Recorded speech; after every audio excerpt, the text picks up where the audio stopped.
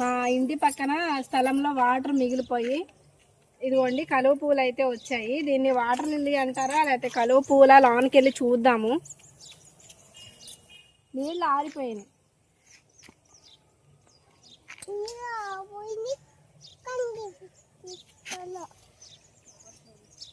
దిగిపోతున్నాయి కాళ్ళు.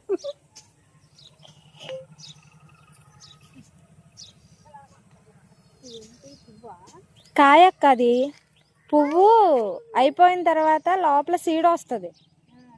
అది లేడీస్ తింటారు, లేడీస్కి మంచిదని చెప్తారు.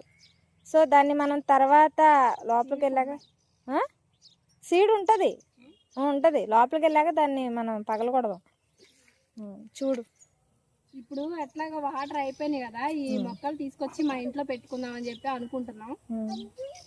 ఏమన్నా కూడా చూడండి చాలా బాగుంటాయి ఫ్లవర్స్. చిన్నపాటిది ఏదైనా తెచ్చేపాడిని మనం. ఫ్లవర్స్ ఓకే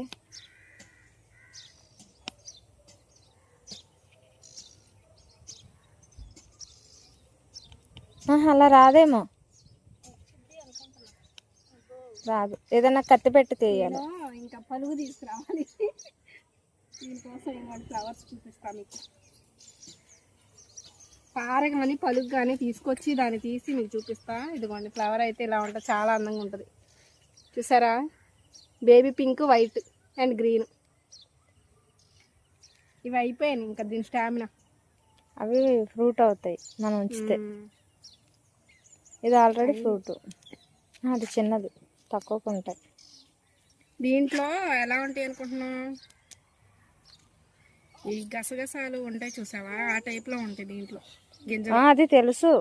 నేను ఇప్పుడు ఈ మధ్య యూట్యూబ్లో చూపిస్తున్నారు. వావ్, పింక్ షేడ్ బాగుంది. ఈ సీడ్స్ పడినా వస్తాయేమో మొక్కలు. అంటే ఇందులో పెద్దగా ఉండొచ్చు. సరే చూద్దాం. ఇప్పుడైతే దాన్ని